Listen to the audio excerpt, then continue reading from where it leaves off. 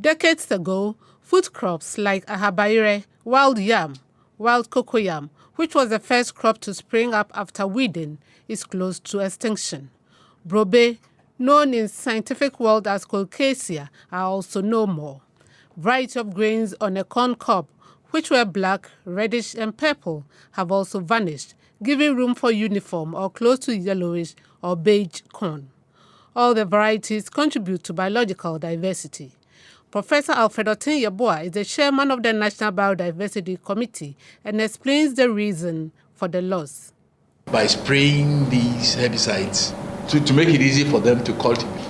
But these weedicides also leave residues in the soil, which have effect on the soil microorganisms, which also have effect on other plant species which are supposed to be beneficial to you, but which now, as a result of the residue of the weedicides, these plants cannot survive. Changing lifestyles and commercialization is also pushing some crops out.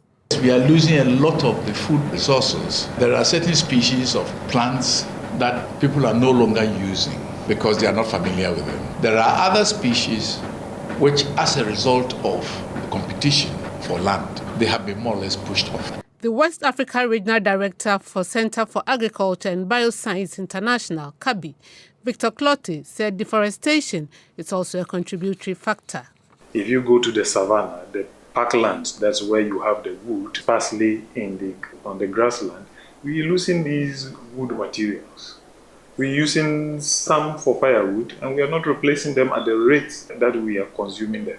If all these ones leave the system, what do you get? So it's clear to all of us. Those that we don't have value for, you see them standing. But the day we have value for them, they will also go. Climate change also has a toll on biodiversity loss. Professor Chris Gordon is the director of the Institute of Environment and Sanitation Studies of the University of Ghana. There used to be early maturing varieties of millet and sorghum, which were used in the north. These were not meant for commerce. These were actually meant as hunger foods. So as your grain in your granary is getting finished, because this is a rapid maturing one, you plant it with the first rain. Before the main crop has harvested, is ready for harvest, this one will have matured. People stop planting the species. It is to address these that the UN General Assembly in the year 2000 declared 22nd May every year as International Day to Conserve Biodiversity. This is because biological diversity provides basic goods such as food, fiber, fuel, and medicine. It also provides ecosystem resilience, play a critical role as part of disaster risk reduction, and contribute in responding to unpredictable natural disasters.